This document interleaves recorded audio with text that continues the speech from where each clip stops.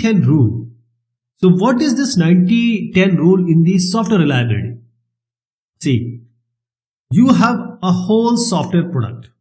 Okay, let us consider that it is 100%.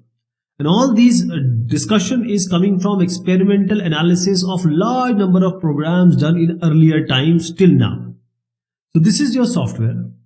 Only 10% of the part, 10% of the instruction, 10% of the functionality is used 90% of the time.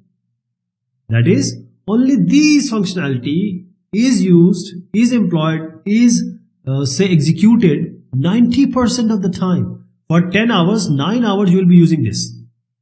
But the 90% which is remaining functionality will only be employed, will only be used only 10% of time. So this part, which is the 10% part which is extensively used, is called the core of the program. The unused or seldom used part of the program is a non-core part of that program.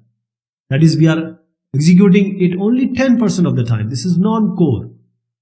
Now it is very surprising. I'll tell you a result. Now this is the part, 90% part, which we seldom use, or only 10% time we use, or 90% functionality.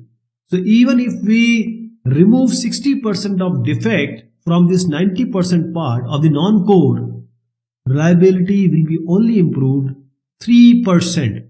There will be only 3% improvement in the software product reliability. Okay, this is 90-10 rule.